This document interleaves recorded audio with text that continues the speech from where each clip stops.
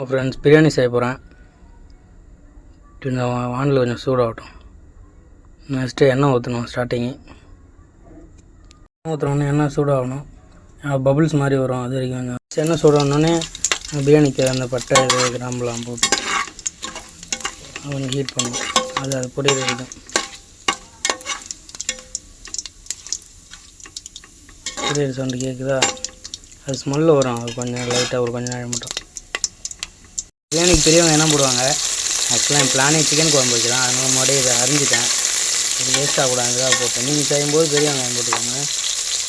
Friends, பிரியாணியோட taste இந்த வெங்காயம் வந்து எவ்வளோ நம்ம பொன்னிறமாக வதக்கிறோமோ அதை பொறுத்து தான் அந்த டேஸ்ட்டு அப்படின்னு சொல்லுவாங்க.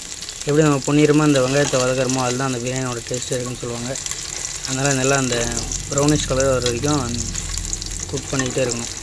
இந்த மாதிரி தான் அவ்வளோதான். இது அதோடய பச்சை வாசம் போகிற வரைக்கும் ஒரு 2 மினிட்ஸ் குக் பண்ணணும். அடுத்து நெக்ஸ்ட்டு தக்காளி சேர்த்துக்கணும்.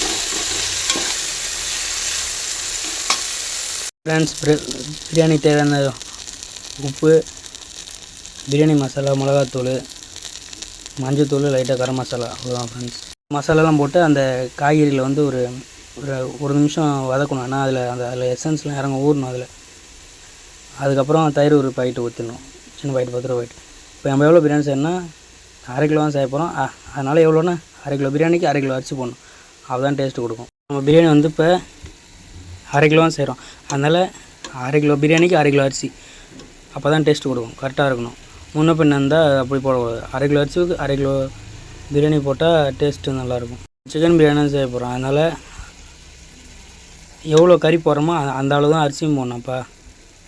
பிரியாணி 1/2 கிலோ அரிசி வச்சு தான் செய்ய போகிறோம். பாஸ்மதி ரைஸு வாங்கிட்டு வந்தால் அப்போ கறியும் 1/2 கிலோ கரெக்டாக.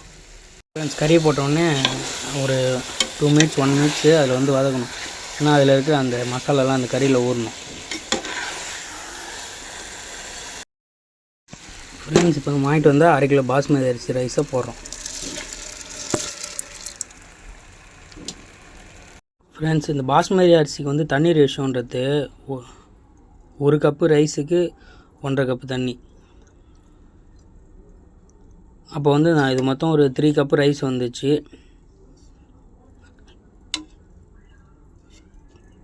4 கண்ட் ஆஃப் ரைஸ் தண்ணி ஊற்றிருக்கேன். ஃப்ரெண்ட்ஸ், அதுக்கப்புறம் அந்த தண்ணி ஊற்றின போகிற கொஞ்சம் கொதி வர வரைக்கும் வெயிட் பண்ணுங்கள்.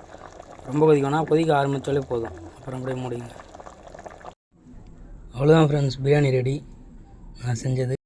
ஃப்ரெண்ட்ஸ், நான் செஞ்ச பாஸ்மதி ரைஸ் பிரியாணி நான் எப்படி செஞ்சேன்றதை அடுத்த வீடியோவில் போடுறேன் சாப்பிட்டு. ஃப்ரெண்ட்ஸ், பிரியாணி வேறு லெவல், செம்ம டேஸ்ட்டு. ஃப்ரெண்ட்ஸ், அதிகமாக செஞ்சுட்டேன். பக்கத்து வீட்டுலாம் கொடுத்தாங்க. சாப்பிட்டு நீயே செஞ்ச சூப்பராக இருக்குன்னாங்க. அம்மா ஊருக்கு போயிட்டாங்களா? அவங்க நாளைக்கு தான் வருவாங்க.